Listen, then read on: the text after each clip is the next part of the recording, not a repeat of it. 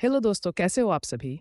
हमने पिछले वीडियो में कैरेक्टरिस्टिक्स ऑफ कंप्यूटर के बारे में पढ़ा था और अब हम जनरेशंस ऑफ कंप्यूटर के बारे में पढ़ेंगे। इसमें सबसे पहले है फर्स्ट जनरेशन। इनका डेवलप्ड पीरियड 1940 से 1950 के बीच का था और वैक्यूम ट्यूब्स इनका प्राइमरी कंपोनेंट था। इसमें सर्किटरी और मैग्नेटिक ड्रम्स का यूज मेमोरी के लिए किया जाता था। इस जनरेशन के एग्जाम्पल्स ENIAC और UNIVAC और IBM 701 हैं। यहाँ इसके कुछ एडवांटेज और डिसएडवांटेज को दिखाया गया है जिन्हें आपको याद रखना है। अब हम आगे पढ़ेंगे सेकेंड जनरेशन के बारे में। इसका डेवलप्ड पीरियड 1950 से 1960 तक माना जाता है। इसमें वैक्यूम ट्यूब्स की जगह ट्रांजिस्टर्स का इस्तेमाल होने लगा। ये पिछली जनरेशन से स्मॉलर, फास्टर, रिलायबल और एनर्जी एफिशिएंट थे। इनके कुछ एग्जाम्पल्स IBM 7904, CDC 1604 और UNIVAC LARC है। यहाँ इस जनरेशन के एडवांटेज और डिसएडवांटेज है, आप इन्हें ज़रूर याद रखें। अब हम थर्ड जनरेशन के बारे में पढ़ने जा रहे हैं।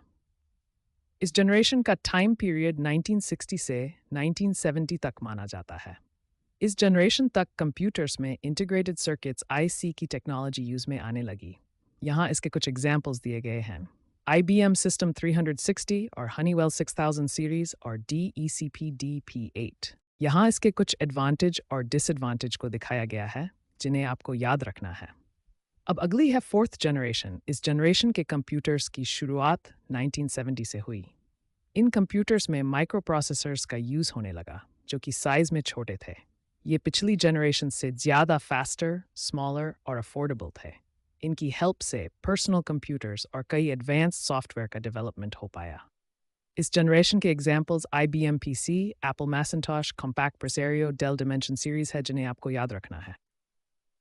यहाँ इस जनरेशन के एडवांटेज और डिसएडवांटेज है, आप इन्हें ज़रूर याद रखें।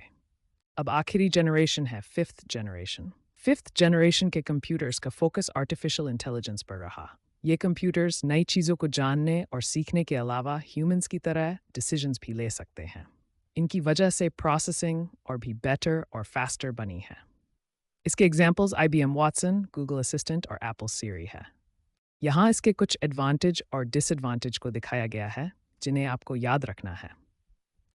मुझे उम्मीद है आपको इस वीडियो में जनरेशंस ऑफ कंप्यूटर के बारे में अच्छे से समझ आ गया होगा। अब हम मिलते हैं अगले वीडियो में अगले टॉपिक के साथ। Don't forget to subscribe.